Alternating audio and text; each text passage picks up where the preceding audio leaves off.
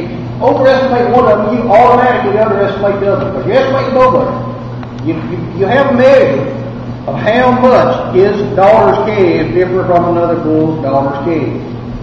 That, even though that's not exactly how it's calculated, it's all done simultaneously, there is that value of how they differ. Well, the calculation is basically making milk EPD plus half of the weaning weight EPD come out to give you the expectation based on the difference between those two bulls' daughter's calves.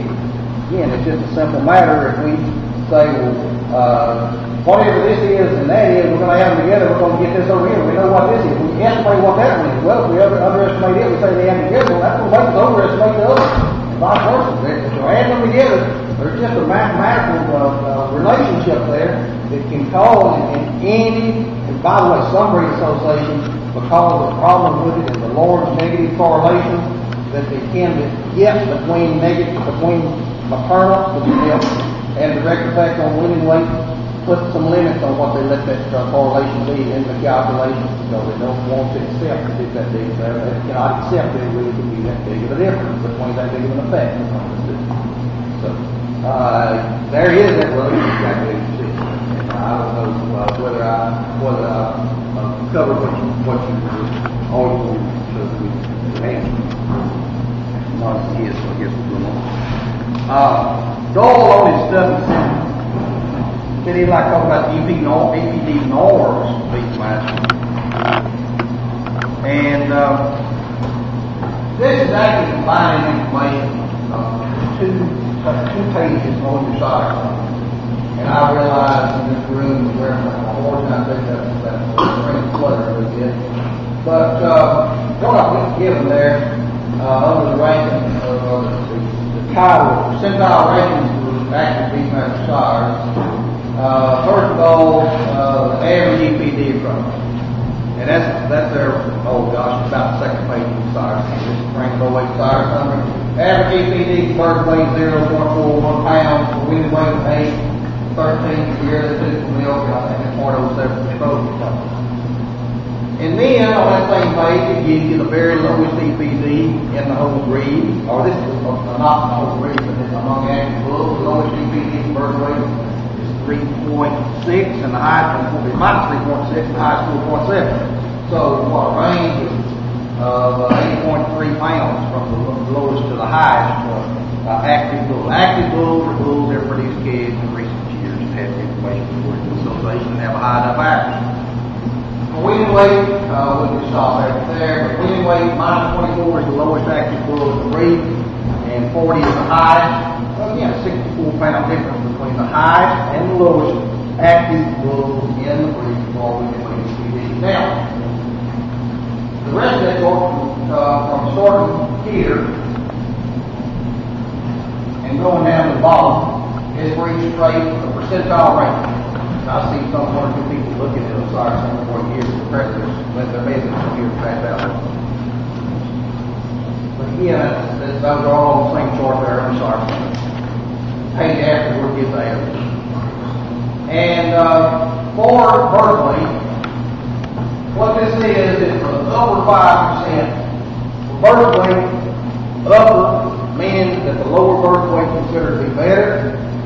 That there are only 5% of bulls in the breed, active bulls in the breed, that have EPD of minus 1.1 or lower. Going down, there's about 10% of active bulls in the breed have EPD birth weight below minus 0.7. About 25% of them that have an EPD for birth weight below 0. And for birth weight, the minus value used is desirable. So the top 5% of those minus 1.1 pound or lower. For any of the others, we're going to take weaning weight because it's right there next to it. About 10% of bulls have EPD, and I'm trying to get right to read it off there. EPD is 19 pounds per head with weaning weight. Only about 5% of bulls. We move on down. 20% of them have EPD 12.8 pounds. Again, it's right there in the sire summary, and it's for the this one is for the active bulls in the breed. It's got proposed parameters measured in recent years. I think it has one count also. So again, right there, and just interpreted by percentile ranking, gives you what fraction of all bulls have an EPD of this amount or higher, or this EPD or lower, depending on what trait, which direction they're looking at. Questions about the percentile rankings, and Doyle uses the EPD norm. Any questions or comments about percentile rankings, and basically how to think about where a bull is in relation to other bulls? All right. We'll talk about the use, but very importantly also the misuse of EPD. You got to keep quotes. This is from a different breed association website, and you can read it off there, I think. But the EPD is the third and the most effective genetic tool the cattle breeders have in place. Continues if complete and accurate data is submitted. EPD can most accurately be used in a balanced selection approach to achieve breeding objectives.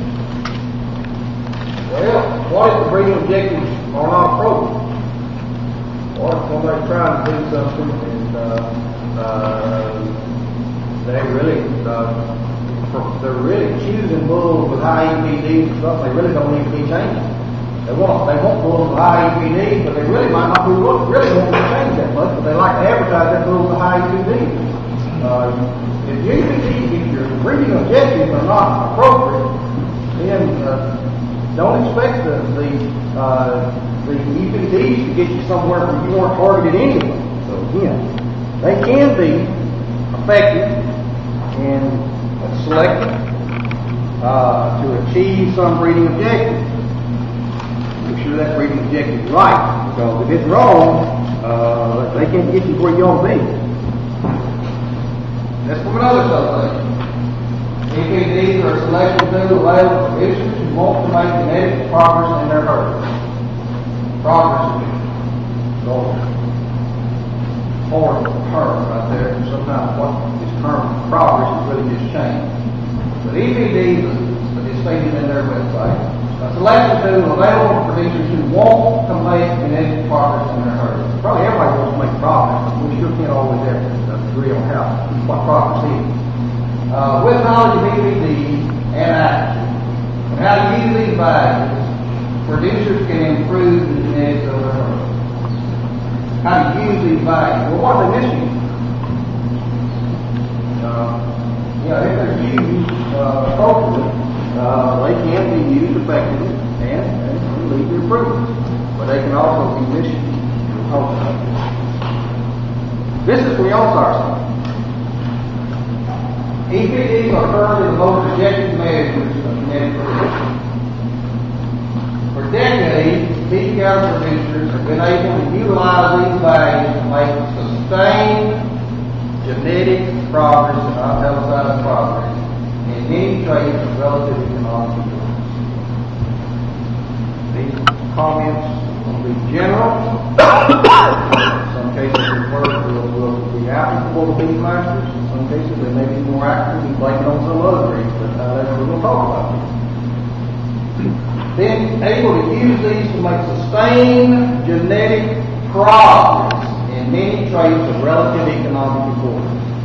Well, I have a question for you at the top. If you changed them more than you needed to, with that extra change, you wanted to increase cleaning lane by a certain amount. And maybe it really wasn't important to you to give that a certain amount. But if you kept changing it, you kept increasing it more, was that still progress after you got them big enough? You really needed to increase it some. I think everybody agreed that's progress if you got them big enough. What if you kept making them bigger after you got them big enough? Was that still progress?